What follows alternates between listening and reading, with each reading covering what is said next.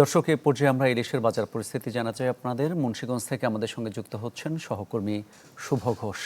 শুভ, বাজারে ইলিশের সরবরাহ কেমন দেখছেন আর দামই বা কেমন?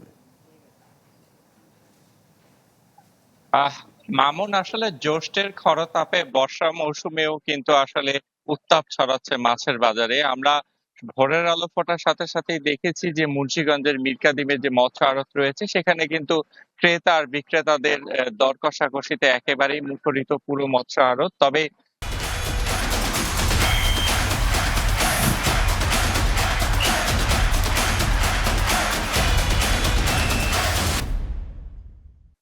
যে মাছের যে চড়া দাম রয়েছে সেটি নিয়ে কিন্তু এক ধরনের মিশ্র প্রতিক্রিয়া জানিয়েছেন সাধারণ ক্রেতারা। আমরা বাজার ঘুরে যেটি দেখেছি, সকাল থেকেই মাঝারি আকারের 500 থেকে 600 গ্রাম ওজনের যেসব ইলিশ রয়েছে সেগুলো কিন্তু আজকে 800 থেকে প্রায় 1100 টাকা কেজি দরে বিক্রি হচ্ছে মান ভেদে।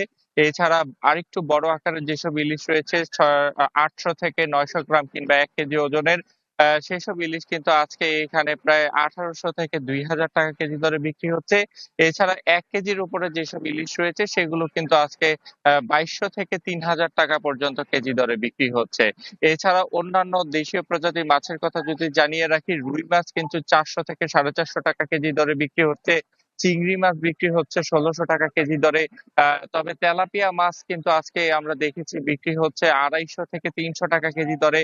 এছাড়া শিং মাছ থেকে শুরু করে সব ধরনের দেশীয় প্রজাতির মাছে কিন্তু সপ্তাহের ব্যবধানে কেজি প্রতি 50 টাকা থেকে শুরু করে ইলিশ মাছে কিন্তু 500 টাকা পর্যন্ত বেড়েছে। এমন মাছের বাজারের এমন ঊর্ধ্বগতি নিয়ে কিন্তু আসলে অনেকটা ক্ষোভ প্রকাশ করেছেন ভোক্তা পর্যায়ের সাধারণ ক্রেতারা। তারা বলছেন বাজারে সঠিকভাবে তদারকি না থাকার কারণে কিন্তু এই ধরনের অস্থিরতা তৈরি হয়। তবে পরিবহন খরচ বেড়ে যাওয়া সহ আসলে বর্ষা মৌসুমে তাদের পণ্য আনা নেয়া করতে ব্যয় বৃদ্ধি পেয়েছে, যার একটি প্রভাব পড়েছে মাছের বাজারে। এমন অজুহাত কিন্তু দিচ্ছেন তারা। আমরা ব্যবসায়ীদের সাথে কথা বলেছি, তারা বলছেন যে বাজারে মাছের যে সরবরাহ সেটিতে কিন্তু তেমন ভাবে কোনো ঘাটতি দেখা দেয়নি। তবে ইলিশের যে সরবরাহ সেটি কিন্তু অন্যান্য দিনের তুলনায় এখন কম রয়েছে। আমরা ক্রেতাদের সাথে কথা বলেছি, তারা বলছেন তারা গত সপ্তাহে 2 থেকে 2500 টাকায় যে পরিমাণ মাছ তারা কিনতে পেরেছেন, আজকে কিন্তু তার চাইতে অনেক কম তারা পেয়েছেন। অর্থাৎ বলা যায় সব ধরনের দেশীয় প্রজাতির মাছের দাম কিন্তু বেড়েছে। এর মধ্যে আসলে আমরা যেটি দেখেছি, সবচেয়ে কম দামে কিন্তু বিক্রি হচ্ছে পাঙ্গাস। তবে নদীর পাঙ্গাস মুন্সিগঞ্জ থেকে জানাচ্ছিলেন সহকর্মী শুভ ঘোষ।